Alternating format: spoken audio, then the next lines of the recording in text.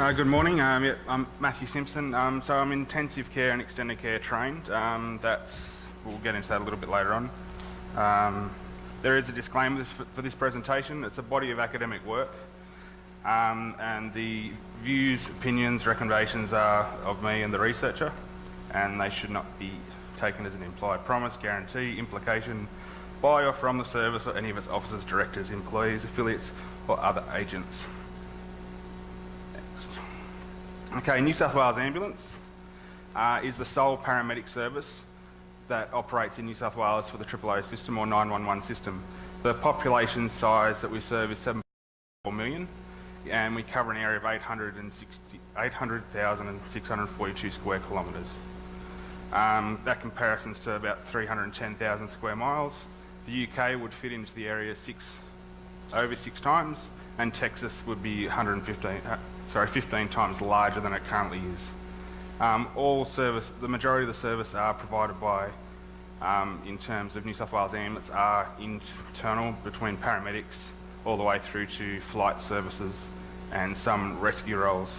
The metropolitan population, which is I'll just walk over, this little spot here, which is blown up on the side and it's gone the wrong way for some reason. All good. It has a population of around 5.3 million in a space of just under 21,000 square kilometres, and then the rest of the services, the regional division, which is a population of 2.25 million in an area of 7,800 square kilometres. It's a large area to cover. So we've got paramedics. We've got two distinguished emergency paramedics. They'd be an ACP in IRCP terms and a CCP. They're spread throughout both metropolitan and regional divisions.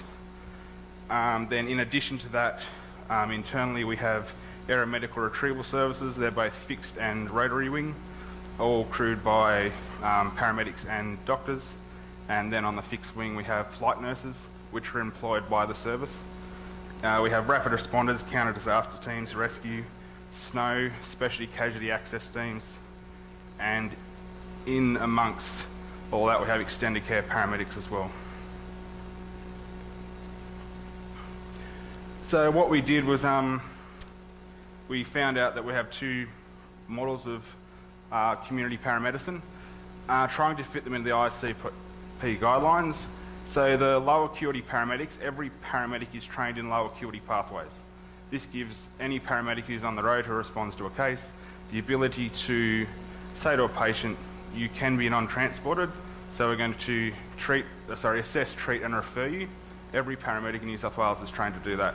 We can recommend to a patient that they not be transported.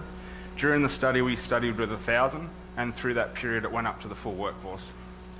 Their course length's half a day, in addition to ongoing training every 18 months, incorporated into our training cycle. There's 13 pathways and 2 additional pharmacologies when the program initially rolled out. When you go to our extended care, they're like a CCP grade in terms of community paramedicine. The study period had 81, we're currently at 120. Their course length is 46 weeks. That's 10 weeks in a university medical school and 36 weeks of accreditation on road. They've got 26 pathways, 26 pharmacologies and additional 18 procedures just targeted at community paramedicine. The ECPs generally work independently in metropolitan and part of it's a double crew. ECP is now, there'll be a little bit more discussion on it, but we're looking at the low acuity. So what we did was a retrospective cohort design analysis through routinely collected data.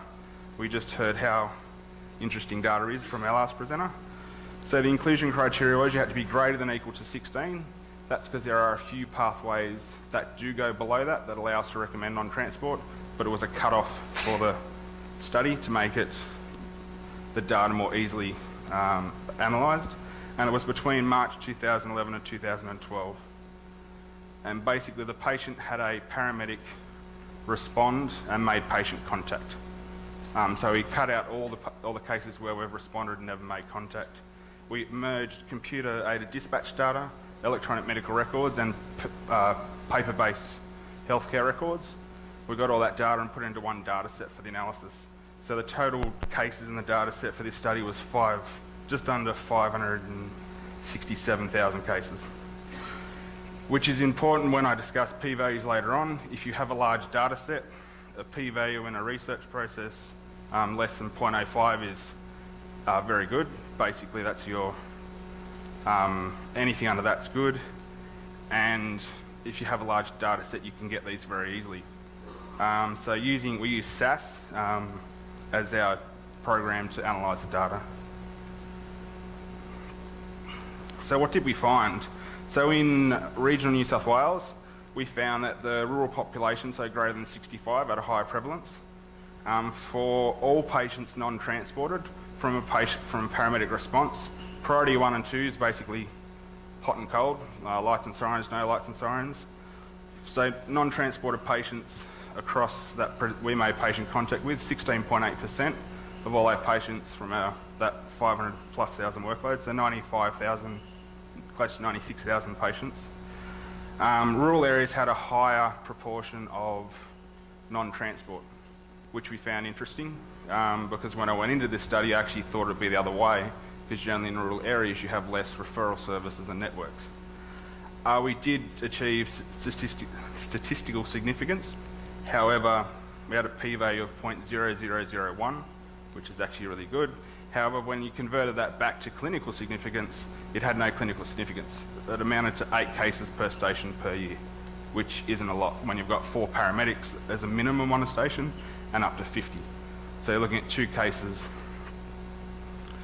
So refused transports accounted for 13% of our total workload, but when we looked further into non-transport, they accounted for close to 78% of all non-transports. So that's basically saying the patient's refusing to transport. Low acuity pathway non-transport accounted for 0.6%, or just over 3,300 cases of the total workload, and 3.9% of the non-transport component of that workload.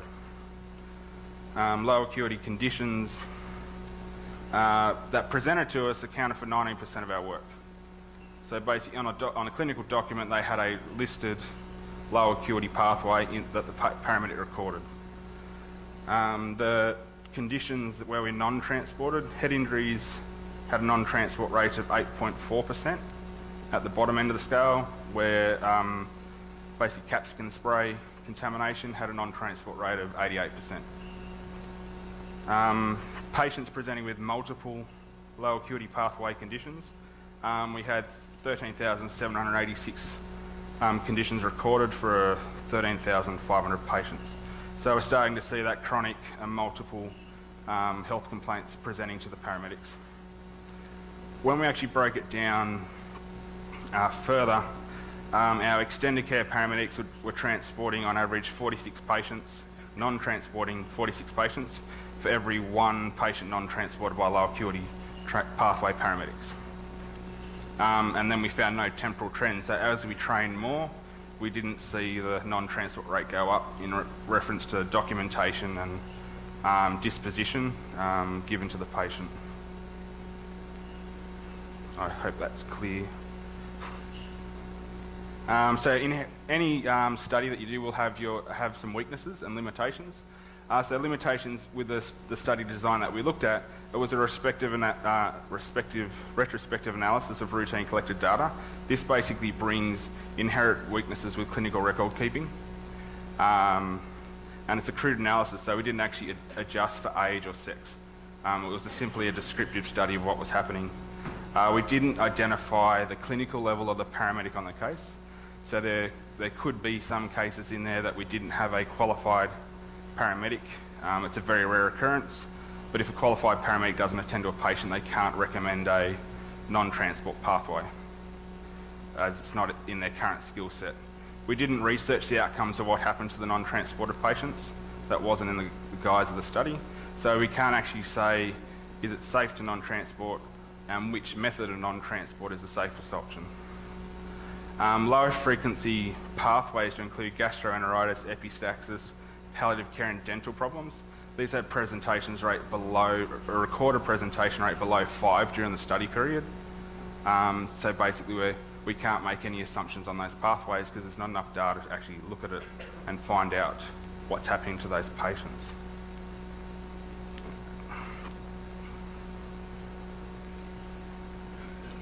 Recommendations.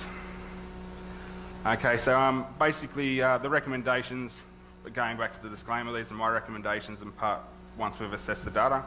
We should actually review the low acuity pathway, that model of community paramedicine, especially around low presentation rates of certain conditions. Palliative care is now a separate pathway for us. We should increase the rural cohort of extended care paramedics. Currently there is, I think there's two now, one or two west of the Blue Mountains, which is basically the majority of the state. The majority of our extended care paramedics are in the Metropolitan Division. Further research is needed into key areas to include human factors. That's basically speaking to paramedics and finding out why they don't want a non-transport or the barriers that they see there is to non-transport. And also the patient perception of saying to them, we've come, we've assessed you, how do you feel about being not transported after you've called a paramedic? And then the other one is to replicate the study, again, because we've had significant development since the study was done into the background of what we offer our paramedics now.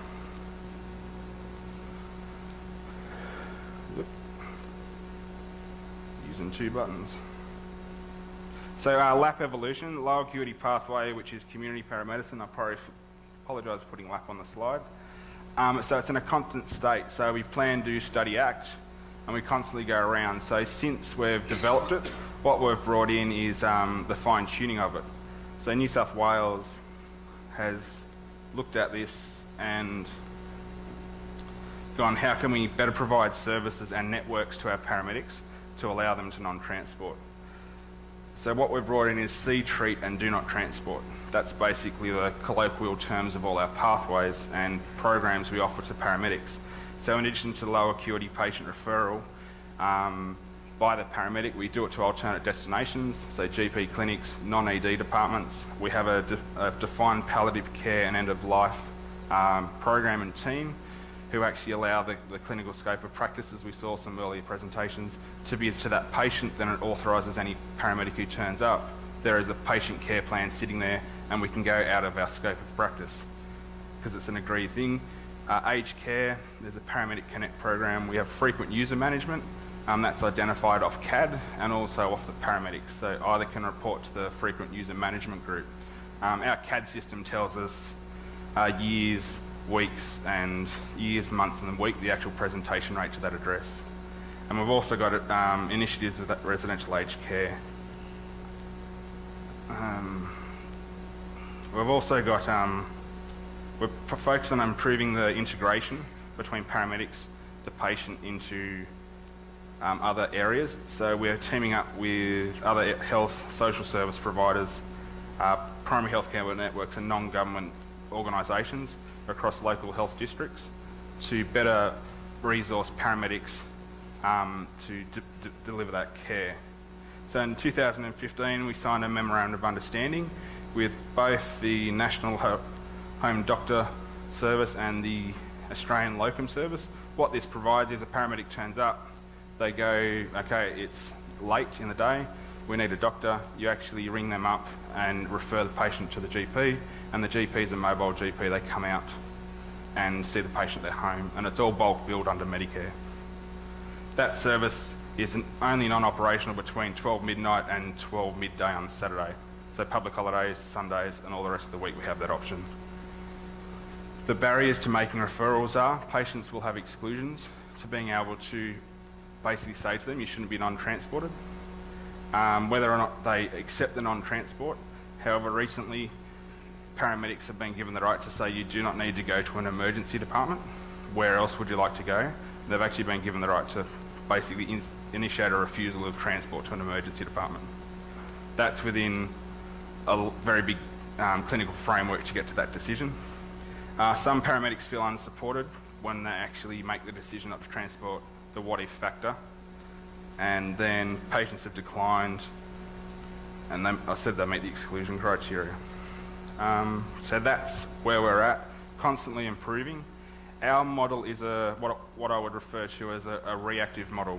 We don't take bookings. The person rings 000, we respond the service. If they meet the criteria, they get treated, referred and non-transported. The proactive model is, from what I see, is where you're actually taking bookings and trying to stop them ringing. We've just taken the opinion that they are going to ring 000 and we'll treat them from that point on, and then we build in the proactive measure from there. That's what all our referral networks are. So if you've got somebody with a fall, you'll go and assess them, they're not injured, you'll do a medications review, speak to their GP to get an appointment, put in the aged care assessment paperwork, and then also refer them to a falls clinic under that. That's the process of the proactive measure after the reactive. And acknowledgements, Paul Simpson, Dr. Paul Simpson was my research mentor throughout, David Schmidt, Therese Carroll, a master of SAS, it's a beast, New South Wales Ambulance and the Health Education Training Institute. They actually provided a joint program and was allowed to, they actually taught me how to research and allocated 100 days off-road to do this. And the Australian New Zealand College of Paramedicine, who provided some grant money to partially get me over here. Thank you very much.